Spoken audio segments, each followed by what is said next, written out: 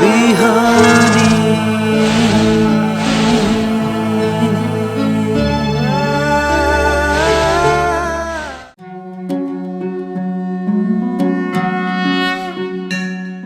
ॐ ब्रह्मानन्दं परमसुखदं केवलं ज्ञानमूर्तिं द्वन्द्वातीतं गगनसदृशं तत्त्वमस्यादिलक्ष्यम् एकं नित्यं विमलमचलं सर्वदि साक्षिभूतं भावातीतं त्रिगुणरहितं सद्गुरुं तं नमामि।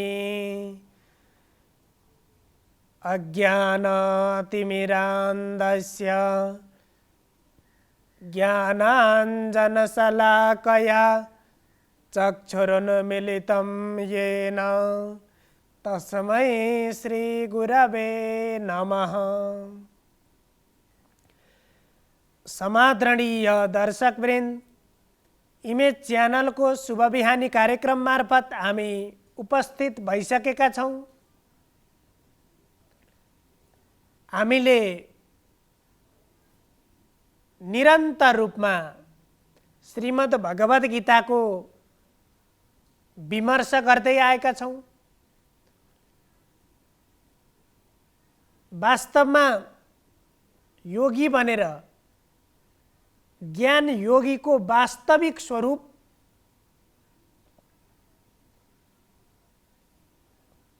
कस्तो हुन्छ, यो सन्दर्भमा आज हामी चर्चा गर्दैछौँ। हामीले विभिन्न जीवनका मार्गका बारेमा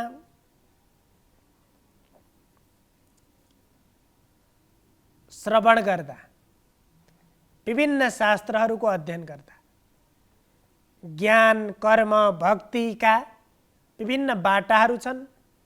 जीवनलाई ती जुनसुकै मार्गबाट बाटाबाट पनि अगाडि बढाउन सकिन्छ। र त्यो ज्ञान योगको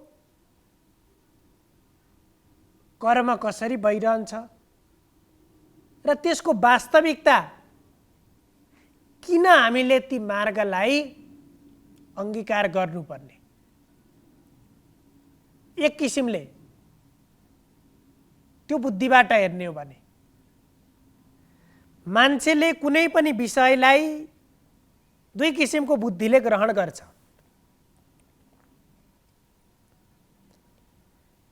जस्तै शास्त्रको श्रवण गर्यो,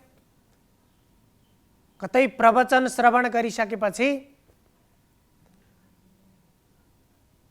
अथवा शास्त्रको अध्ययन गरिसकेपछि विभिन्न माध्यमबाट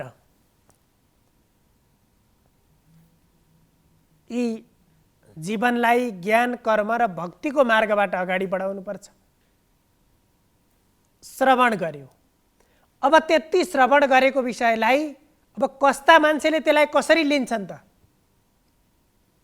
भने मनुष्यका बुद्धिलाई सामान्यतया दुई किसिमको बुद्धि मानिन्छ। एउटा अपेक्षा बुद्धि हुन्छ। अब त्यो अपेक्षा बुद्धि कसको हुन्छ? जो साधना प्रति तत्पर छ। मैले यसरी साधना गरिसकेपछि मेरो कल्याण हुन्छ भन्ने कुराप्रति विश्वस्त छ, विश्वास गर्दछ। शास्त्रप्रति पूर्णतः विश्वास गर्दछ। अब त्यस्तो व्यक्तिले शास्त्र श्रवण गर्छ, त्यसलाई आचरण गर्छ, आफ्नो व्यवहारलाई सुधार्छ र जीवनलाई पनि कल्याणको मार्गमा अगाडि बढाउँछ। तर सबै एकनासका हुँदैनन्। मुन्डे मुन्डे मतिरि भिन्ना भनिन्छ। प्रत्येक व्यक्तिको बुद्धि फरक फरक हुन्छ। जसरी प्रत्येक कुवाको जल फरक फरक हुन्छ, त्यस्तै प्रत्येक व्यक्तिका व्यक्ति पिच्छे नै उसको बुद्धि भिन्न हुन्छ। अब अपेक्षा बुद्धिले गुरुले भनेको कुरालाई, कुनै विशिष्ट व्यक्तिहरूबाट भनेको कुरालाई, मातापिताले भनेको कुरालाई, आदरणीय व्यक्तिहरूले भनेका कुरालाई उसले सहज रूपमा सिधै विश्वास गर्छ, ग्रहण गर्छ, पालन गर्छ। तर भिन्न बुद्धिवाला सबैले त्यो कुरालाई एक रूपमा लिँदैनन्। यो बुद्धिको भिन्नता हुने भएको हुनाले त्यो ग्रहणमा पनि भिन्नता हुन्छ र त्यसलाई उपेक्षा बुद्धि भनिन्छ। कसैको मनमा उत्पन्न भयो, गीताको अध्ययन गर्दैछ अथवा श्रवण गर्दैछ, ज्ञान योग, कर्मयोग, भक्ति योगका सन्दर्भहरू आए, ती श्रवण गर्यो, ती मार्गबाट जीवनलाई अगाडि बढाउनुपर्छ भन्नेतिर लाग्यो। तर त्यति बनिसकेपछि उसले तत्कालको लागि, तत्काल त्यहाँ प्रत्यक्ष रूपमा त्यो परिणाम देखा नपर्न सक्छ। उसलाई त्यही नै सहज लागिराखेको हुन सक्छ।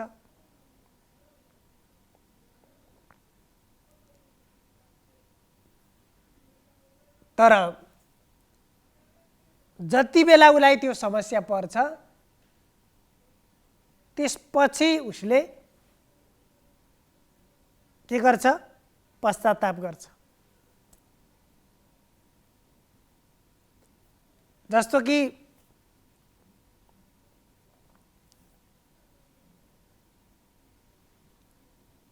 आगो लागिसक्यो, अब त्यसपछि पानीको धारो खोजेर कुवा खन्न गएर त त्यसको समाधान हुँदैन।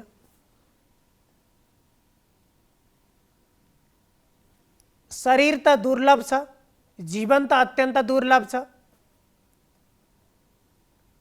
प्रत्येक दिन, प्रत्येक क्षण यो परिवर्तन भइराखेको छ, यो आफ्नो गतिमा हिँडिराखेको छ।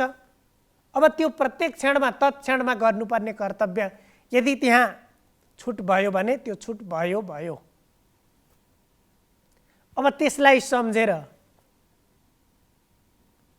त्यो पूर्व अवस्थामा जान चाहेर कोही पनि जान सक्दैन। त्यसरी नसक्ने भएको हुनाले जुन बेला समयमा कुनै पनि कुरा थाहा पाउनु र थाहा पाउने बित्तिकै त्यो कुरालाई अङ्गीकार गर्नु जति हितकर हुन्छ, त्यसलाई त्याग गरेर हिँडिसकेपछि पछि के हुन्छ? त्यहाँ पश्चाताप मात्रै हुन्छ। कुवा पहिले खन्नु पर्ने थियो, पानीको तयारी पहिले गर्नुपर्ने थियो। अब घरमा आगो लागि भइसकेपछि अब कुवा खन्न गएर जसरी त्यहाँ विकल्प रहँदैन, समाधान छैन, त्यस्तै हुन्छ। उपेक्षा बुद्धिले पनि यदि शास्त्रलाई ग्रहण गर्ने हो भने पहिल्यै व्यक्तिलाई थाहा हुँदैन कति बेला आगो लाग्छ, आगो लाग्न सक्छ भन्ने कुरा उसले चिन्तन गरेको हुँदैन। तत्काल ठिक छ, सधैँ ठिक छ, यस्तै हुनेछ। तर एउटै परिस्थिति सदैव हुँदैन, किनभने क्षण क्षणमा परिवर्तन भइरहने त संसारको नियम नै छ। संसरति गच्छतीति वा संसारः, जो निरन्तर सरति सरिरहन्छ, हिँडिरहन्छ, परिवर्तन भइरहन्छ, त्यस्ताको नाम संसार हो। र त्यस्तो संसारमा रहेर हामीले फेरि सदैव अहिलेकै तत्कालकै अवस्था भइरहन्छ भनेर कल्पना गर्नु त्यो युक्तिसङ्गत हुँदैन। त्यस कारण पनि हामीले त्यो मार्गलाई, ज्ञान योगको मार्गलाई अनुसरण गर्नुपर्छ र त्यसलाई बोध गर्नुपर्छ। त्यो मार्गमा जानुभन्दा पहिला बोध गर्नुपर्छ। त्यही कुरा यहाँ भगवानले भन्नुभयो, सर्वकर्माणि मनसा सन्न्यस्यास्ते सुखं वसि नवद्वारे पुरे देहि नैव कुर्वन्न कारयन्। अब यो जीवनलाई अत्यन्त मिठो तरिकाले अत्यन्त सुन्दर शैलीमा यहाँ व्यक्त गर्नुभयो। 9वटा द्वारले युक्त भएको यो पुरे नगरमा, यो संसारमा यहाँ नवद्वारे पुरे देही भनेर बाह्य संसारलाई होइन, यति शरीरलाई हेर्ने हो भने हाम्रो शरीरमा जम्मा 9वटा द्वार हुन्छन्, 9वटा प्वाल हुन्छन्। त्यसो भएर 9वटा द्वार भएको नगर भने यो शरीरलाई मात्रै एकैछिन संसार मान्ने हो, एउटा नगर मान्ने हो भने र त्यसरी युक्त भएको यो शरीर, त्यो शरीरभित्र एउटा देही, देही भनेको एउटा मात्रै छ। देह भनेको शरीर र त्यो देह कसरी चलिराखेको छ, कसरी त्यो देहले काम गरिराखेको छ, ती सबै कुरालाई चलाउने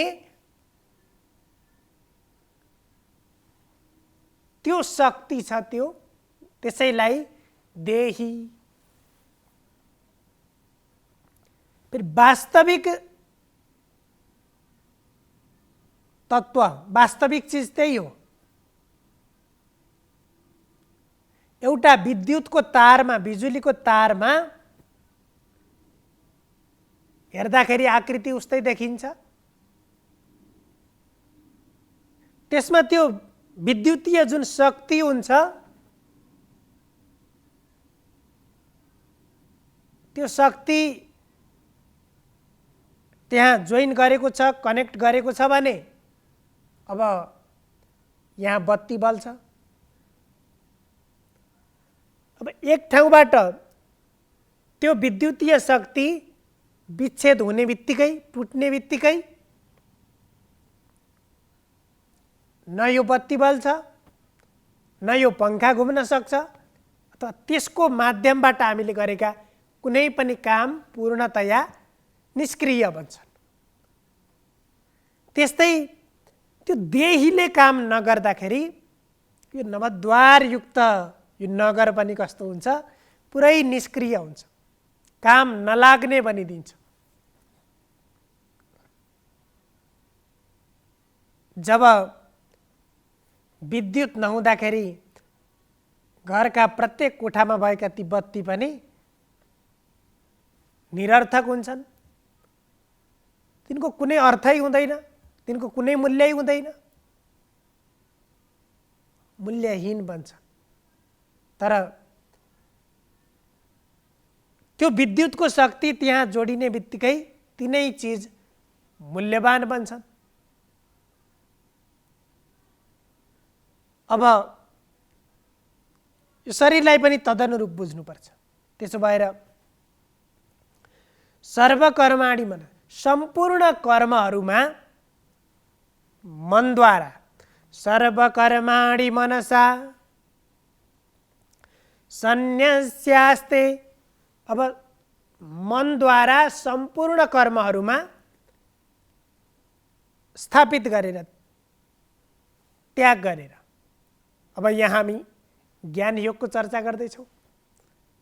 अब त्यो ज्ञान योगको लागि म ज्ञानी बन्न चाहन्छु भनेर चाहना गरेर सबै कर्मका ती भारी आसक्ति, कामना जतिलाई थोपरेर बोकेर हिँडेर त्यो कहिल्यै पनि प्राप्त हुँदैन।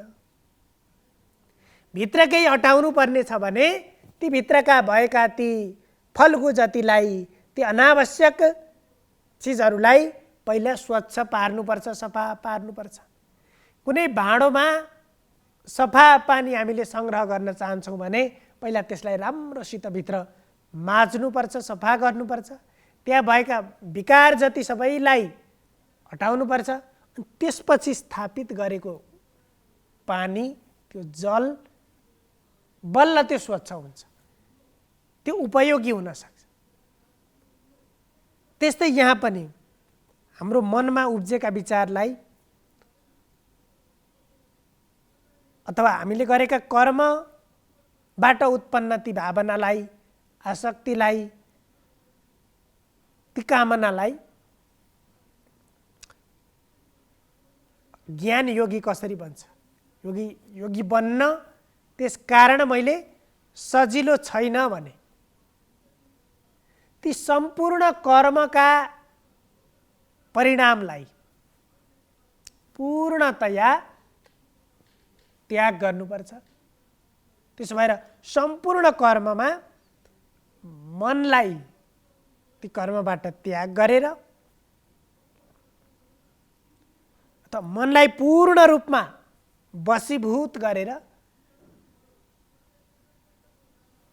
बसमा आफ्नो नियमनमा बुद्धिद्वारा त्यो विवेकको बुद्धिको लगामद्वारा मनलाई नियन्त्रित गरेर यदि हामी कर्ममा प्रवृत्त बन्यौँ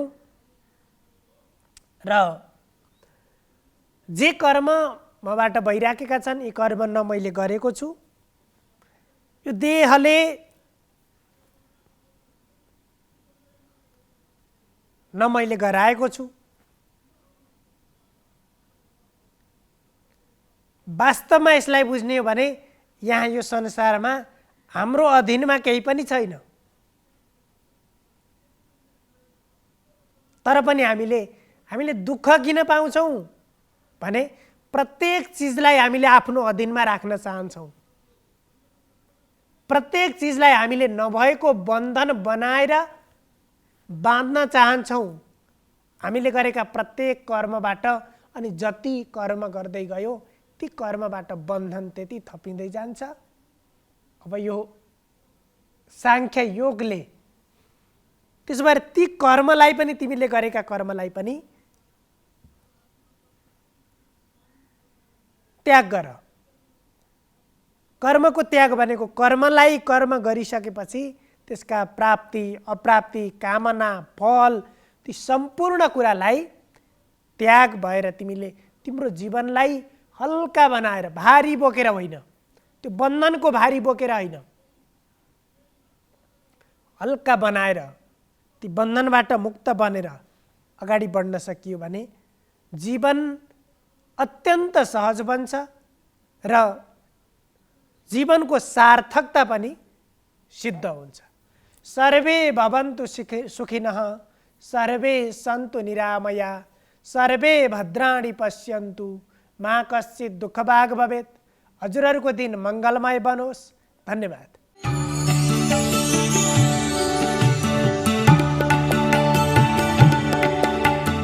नमस्कार, तपाईको आजमा स्वागत छ। म ज्योतिष आचार्य नारायण प्रसाद भण्डारी सधैँझैँ दैनिक पञ्चाङ्ग र राशिफलको साथमा उपस्थित भइसकेको छु। सुरु गरौँ आजको पञ्चाङ्गबाट।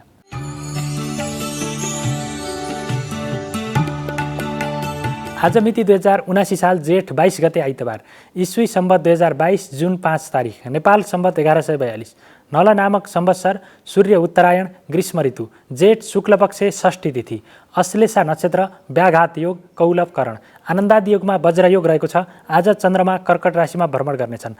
आज साँझ 4:30 बजेदेखि 6 बजेसम्म राहुकाल रहने भएकाले त्यस अवधिमा सम्भव भएसम्म कुनै पनि शुभ कार्यको थालनी नगर्नुहोला।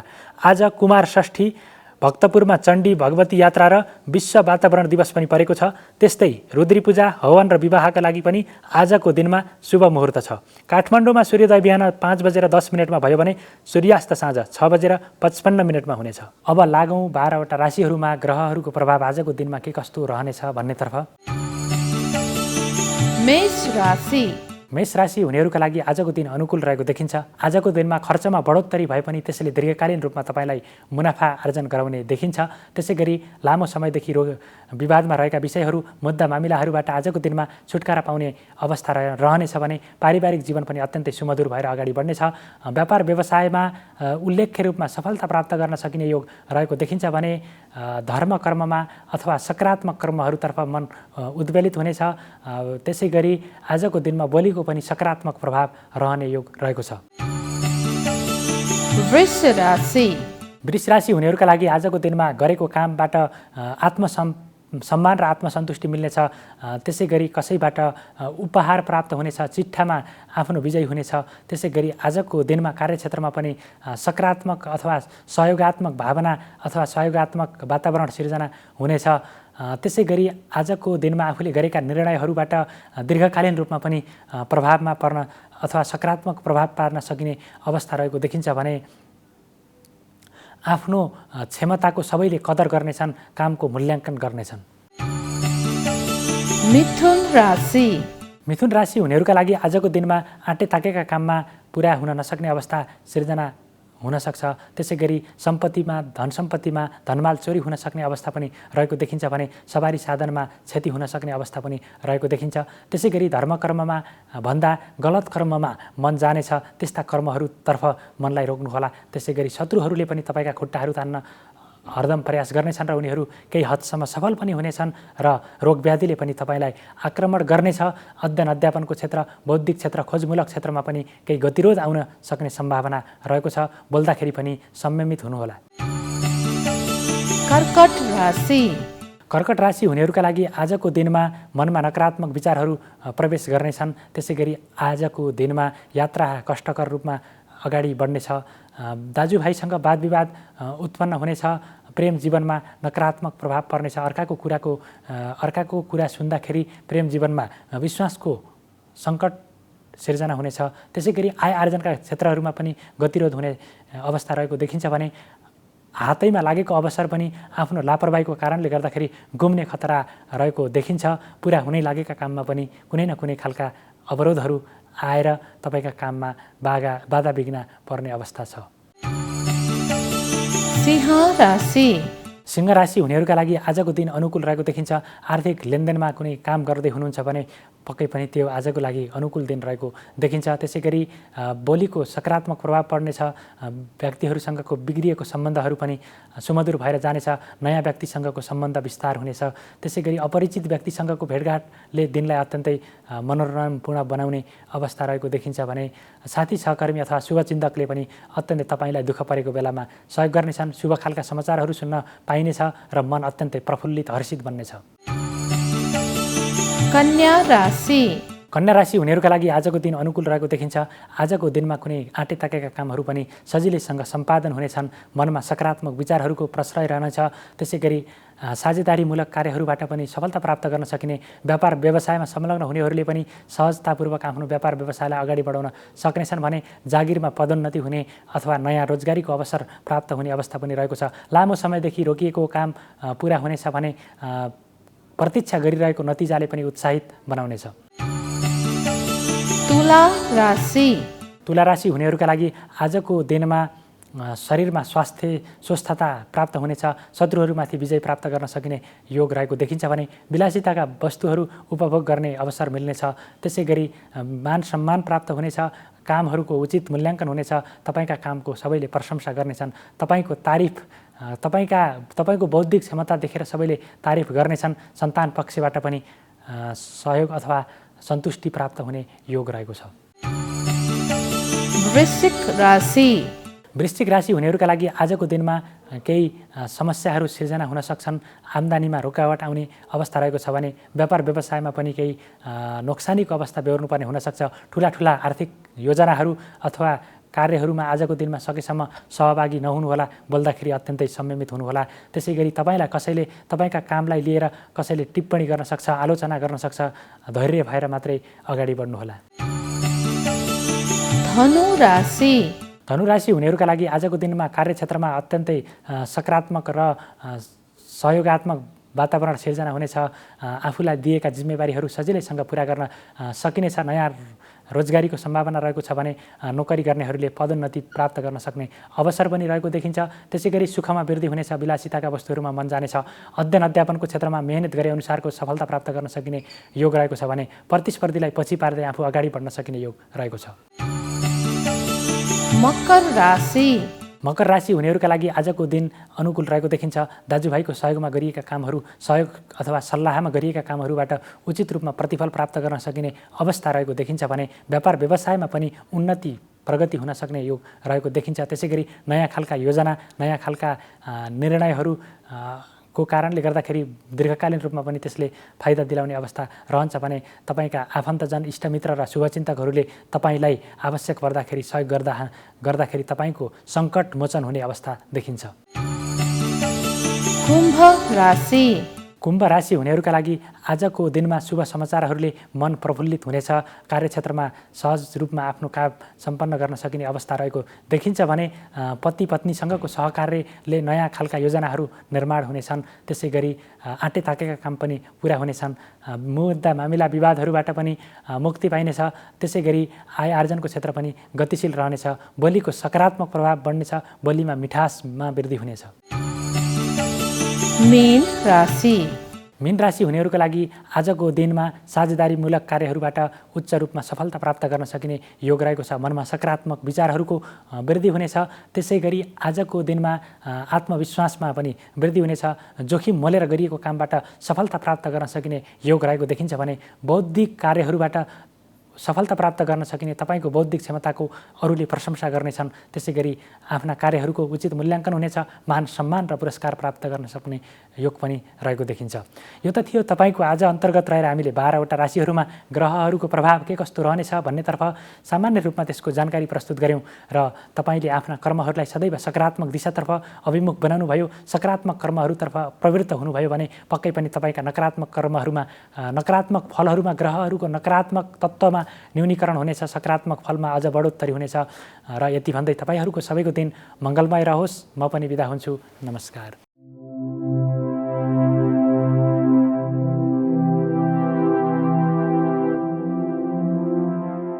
ओम वरः पीडा नद्रवरवपो कर्णयो कर्णिकारं बिभ्रतवासकनककपिशं वयजन्तीं च मालां रन्ध्रान् वेणोरधरसुधया पूरयन् गोपवृन्दै वृन्दारण्यं स्वपदरमणं प्राविशत् गीतकृति।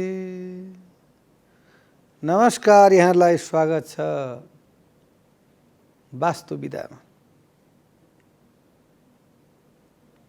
यो सम्पूर्ण शास्त्रमा वास्तुशास्त्रलाई किन यति उपयोगिता लियो या बनायो भन्ने विषयमा हामी चर्चा परिचर्चा गरिरहेका छौँ। यो ज्योतिषशास्त्र र वास्तुशास्त्र भनेको एउटै पाटो। यसमा जसरी सुनमा सुगन्ध भए जस्तै ज्योतिषलाई पनि वास्तुको आवश्यक पर्छ र वास्तुलाई पनि ज्योतिषको आवश्यक पर्छ। यो एउटा अर्कोमा परिपूरक छ। अब वास्तु त वास्तु हेर्नुहुन्छ, वास्तुविदले माटो हेर्नुहुन्न, फेरि कोही ज्योतिषले वास्तु हेर्नुहुन्न, कोही भागवताचार्यले भागवत पाठ पनि गर्नुहुन्छ, कथा नि गर्नुहुन्छ, कोही भागवताचार्यले पाठ मात्रै गर्नुहुन्छ, कथा गर्न जान्नुहुन्न, वाचक र उपवाचक, कोही वाचक पनि उपवाचक पनि। त्यस्तै प्रकारले दुईटैको चाहिँ नि यसमा भूमिका विशेष प्रकारको हुन्छ। अब यसमा के छ भनी बक्सिन्छ भन्दाखेरि अब हामीले दिशाकै मात्रै कुरा गरे पनि भएन, कलरकै मात्रै कुरा गरे पनि भएन, अब त्यो स्थानको मात्रै कुरा गरे पनि भएन र हाम्रो संरचना भइसकेको छ। मानिलिनुहोस् हाम्रो संरचना भइसक्यो। हामीले घर खरिद गर्दाखेरि या किन्दाखेरि नै हामीले अरूका घर लियौँ। अब उहाँले वास्तु हेराउनु भएन, त्यसको पनि त सोल्युसन हुनु पर्यो नि गुरु। सधैँभरि दिशा भनेर त भएन नि। र अब यदि त्यस्तो प्रकारको घरमा दोष भेटियो भने त्यो वास्तुशास्त्र अनुसारले त्यस्तो प्रकारको दोष भेटियो भने त्यसमा सर्वप्रथमतः वास्तु शान्ति गर्नुपर्छ। एक नम्बरमा अर्को नम्बरमा गएर कुन कुन स्थानमा त्यो वास्तु चाहिँ मिलेको छैन, त्यो स्थानमा त्यसका शान्तिका उपायहरू छन्। जसरी टोयलेटमा वास्तु बिग्रेको छ, यानी त्यो पेन कम्मट फर्किन पर्ने उत्तर,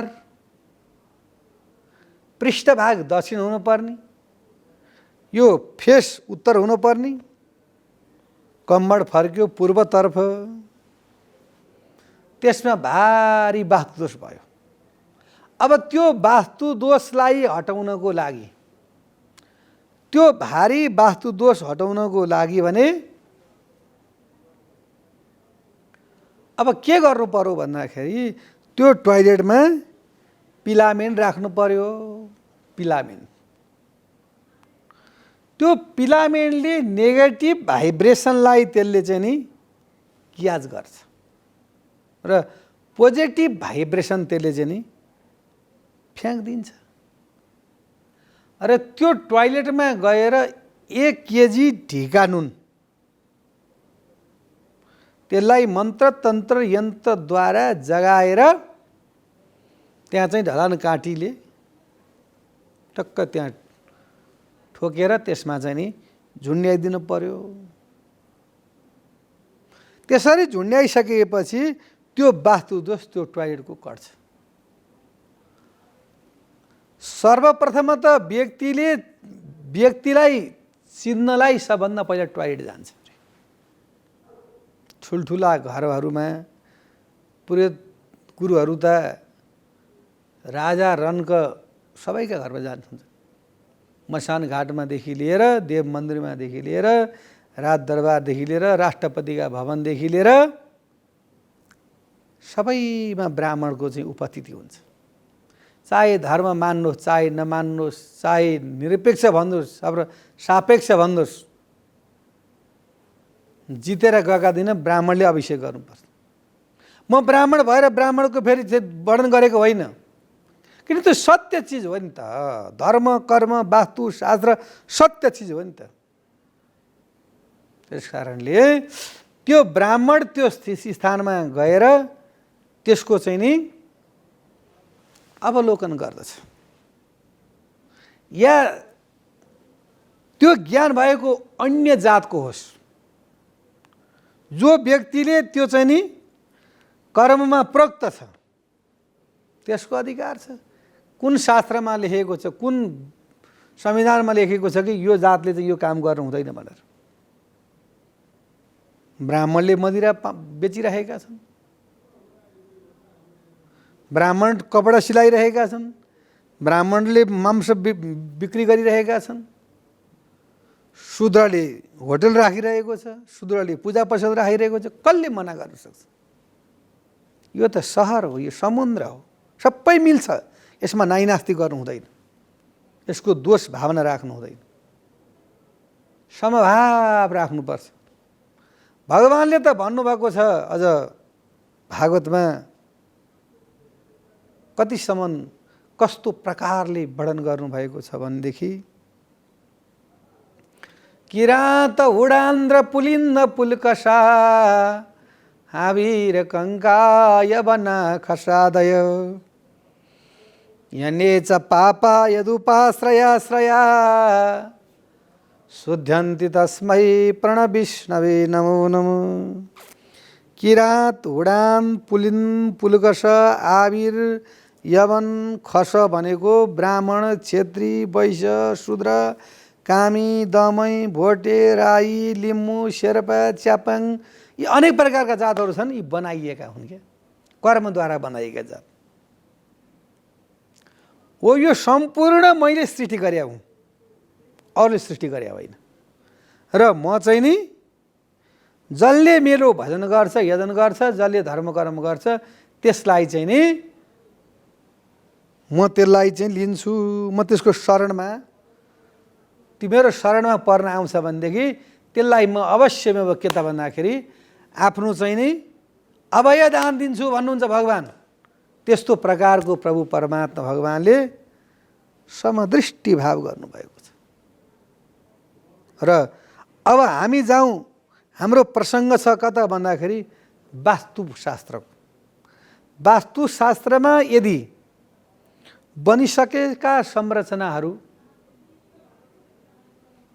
बिग्रेका छन् भनेदेखि अब त्यसलाई हामीले के गर्नुपर्छ भन्दाखेरि त्यसको चाहिँ नि कुनै प्रकारको उपाय गरेर, त्यसलाई पूजापाठहरू गरेर र त्यसलाई कुनै न कुनै उपायद्वारा हामीले चाहिँ नि त्यो दोषलाई हटाउनु पर्दछ।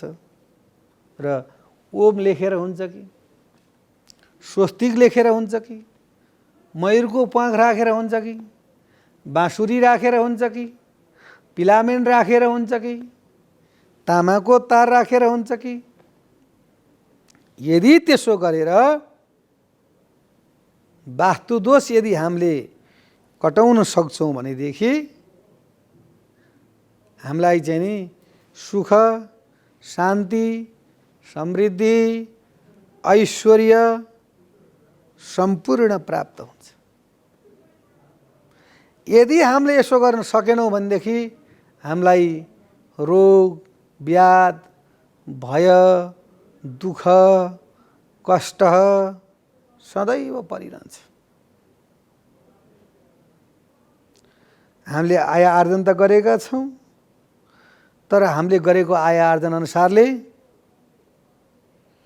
हामी खुसी छैनौँ, हामी तृप्त छैनौँ। किन भन्दाखेरि हाम्रो स्थान बसेको स्थान भयो त्यो नै ठिक छैन, त्यो बसेको स्थान ठिक छैन र त्यहाँ जाने बित्तिकै यो मन वैराग्य हुन्छ, दुःख पाउँछ, कष्ट पाउँछ भनेदेखि त्यो स्थानलाई चाहिँ हामीले केही न केही रूपले शान्ति चाहिँ गर्नै पर्छ। होइन अब यो वास्तुशास्त्र भन्ने कुरा पनि खासै त्यस्तो होइन, यसको शान्ति नगर्दा नि केही फरक पर्दैन। अब वास्तु शान्ति गरेर के हुन्छ भन्ने भावना यदि कसैमा जागृत भयो भनेदेखि त्यसले सदा दुःख पाउँछ। र ज्योतिष, वास्तु शास्त्र, धर्म कर्ममा आधारित भएर जीवन व्यतीत गर्ने बानी बसालौँ भन्दै आजको विषय प्रसङ्गबाट बिदा चाहन्छु। हस्त नमस्कार। शुभ बिहानी।